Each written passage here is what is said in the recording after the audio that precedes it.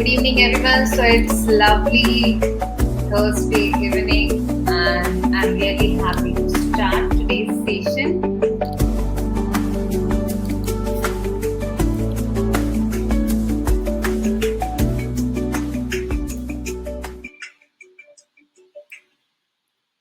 Hi, good evening, everyone. So today is the third episode live on LinkedIn, and we are meeting. I'm super excited to see the responses that I'm getting on each of the episode. And I'm on the mission to help 1 lakh people to own and fulfill their dream of owning a second home peacefully and create the asset. So this is just a series, an attempt to help out CEOs of the companies who have a dream of owning a second home or farmhouse. So in last two series, we have covered two important topics. One, why second home can work as a asset for CEOs. And second, we have also worked yesterday on actually how you can note down your requirement of a land. So once you complete these two steps, first, once you know your why of why you are investing into second home, and secondly, once you have note down what are all types of the criterias are there you have for a ideal choice. So your why part is completed, and you have too much clarity what kind of a land you need. Now, next step that comes is actually to know about what are the steps of owning a second home. Okay, so let's get started today's session with knowing about the steps to own the second home. So, when we say you want to own a second home, first step it starts with yesterday what we have covered was actually owning a land. So that is the first step that we go ahead with. And this is a small acronym, which I think everything get registered here.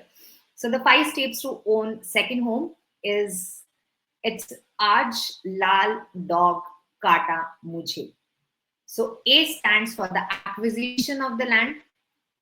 L Lal stands for legality check of the land. Third step, dog, D stands for development of the actual plot. C, Kata stands for construction of the actual second home. And M stands for maintenance. So we are going to today see all these steps in detail.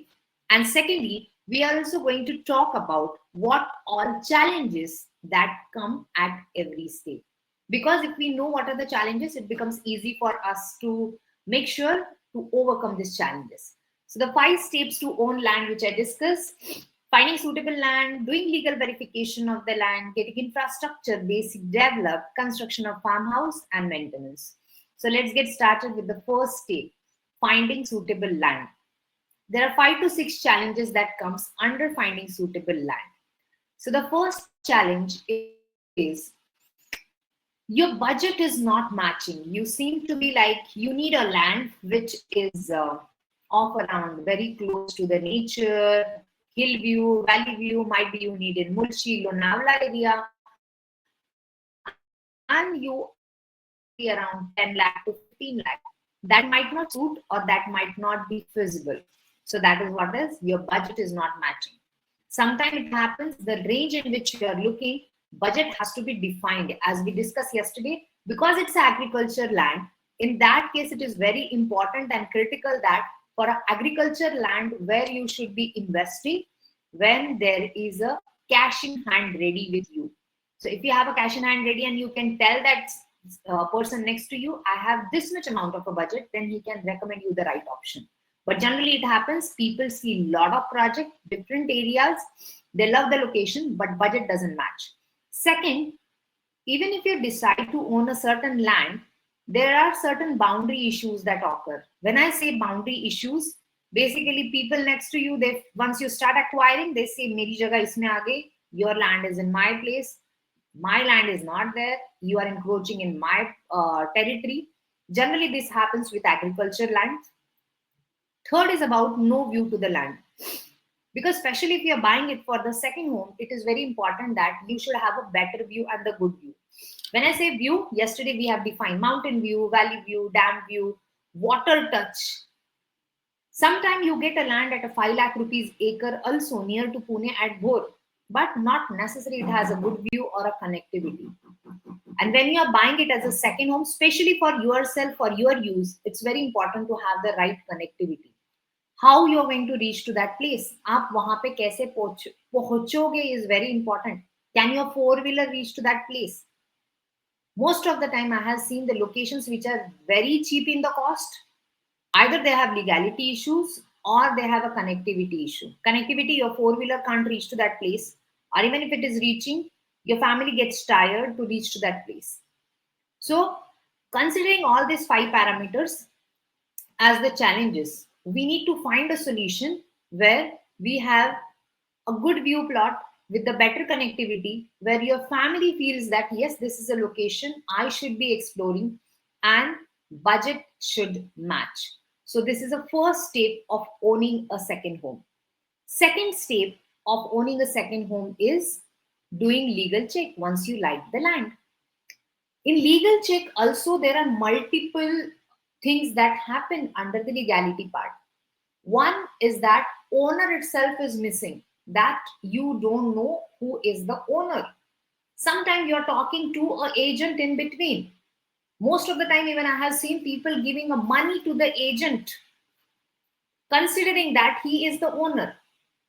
So knowing the owner is very important. And in the land transaction, especially if you are doing it Maharashtra, you get Satbara online on the website called Mahabhulek, and you can visit there and check the documents of the land and check who is the actual owner. So legal verification, yes, you can go into the thorough legal check. And I always say that if you are buying some, if you are investing some lakhs or crores for buying a land, invest some thousands in good lawyer, because it's going to pay off in the long run. Sometimes it also happens that there are certain encumbrances on the land. Means there is a loan on the land that gets transferred to you. And then the problem is with respect to, you feel that I got the land at 10 lakh rupees, you might get the encumbrance on the land as 30 lakh rupees. So that land is not actually of 10 lakh rupees. That's of more of a 30 lakh rupees, because you have to repay off the loan. Especially when it comes for the agriculture land, one more issue that occurs is there are multiple legal ownerships of the land. When I say multiple legal ownerships, is like mom dad passed away and now that land is transferred to siblings, means brother and sister.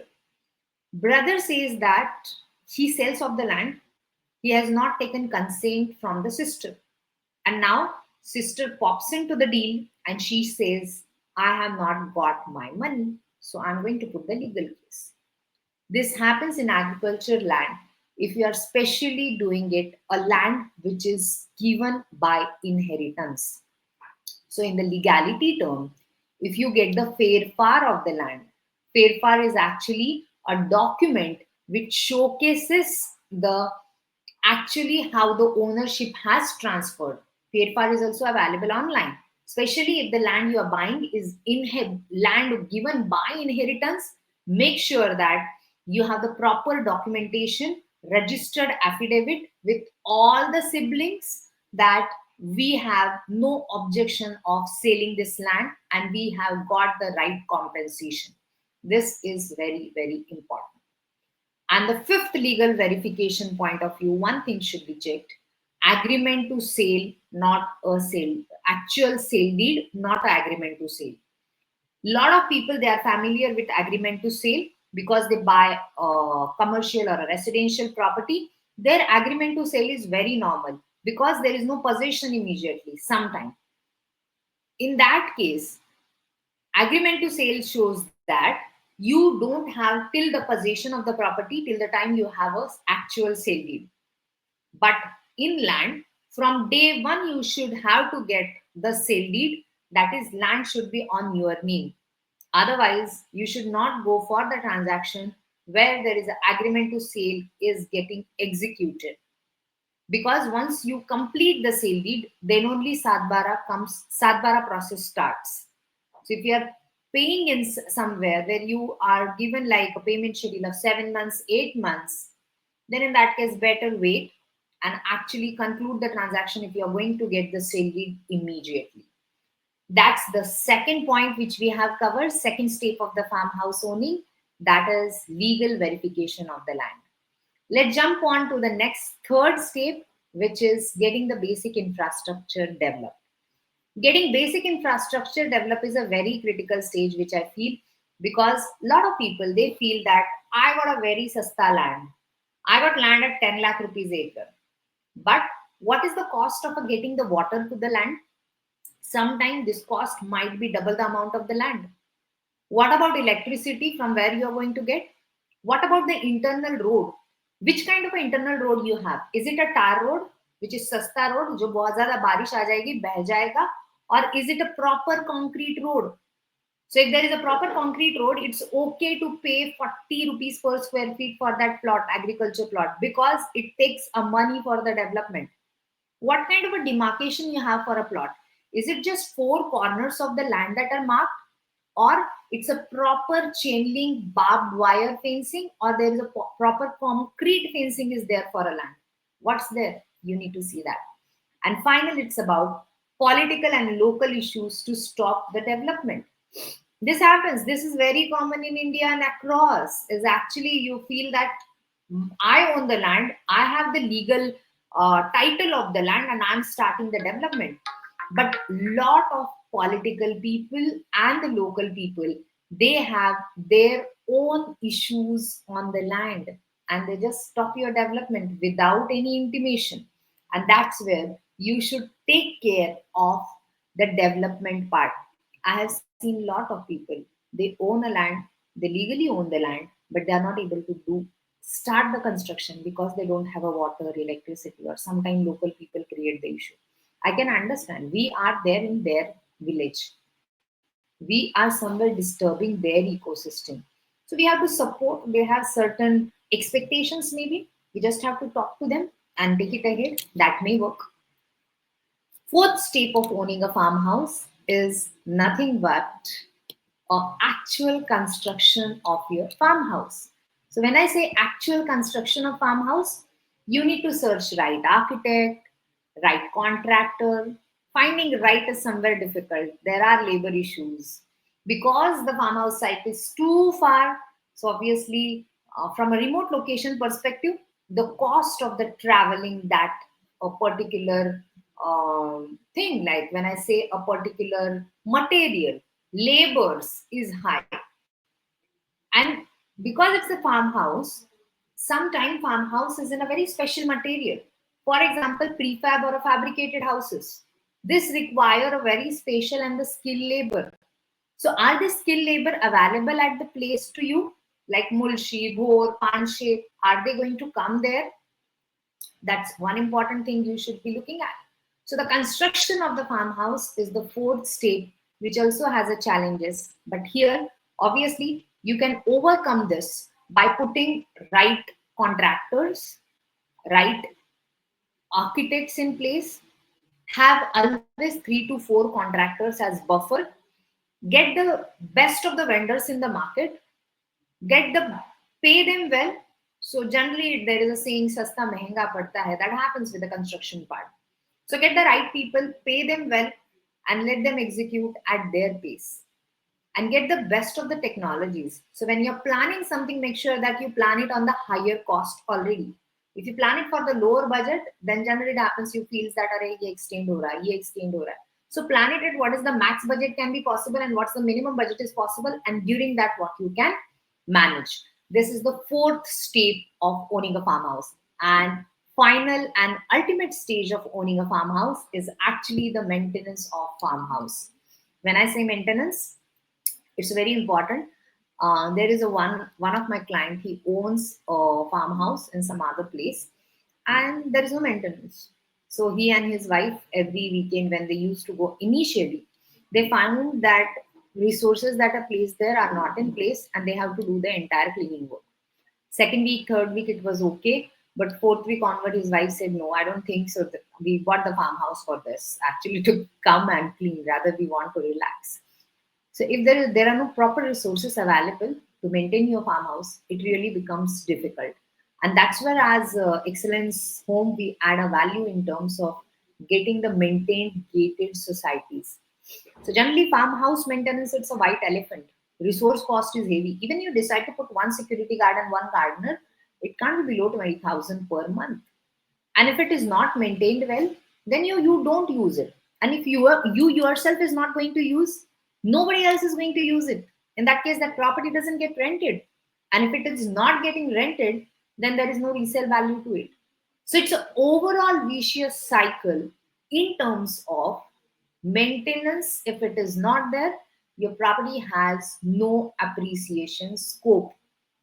So one important and critical thing I'm going to cover in tomorrow's live is about what are different types of the construction, how the construction can be done well when it comes for the basic maintenance of the actual property, because there are certain materials, certain technologies, if you use, the maintenance cost is less. And one more important thing, maintenance is also linked to the type of the construction you are going to do, the kind of the basic infrastructure you have.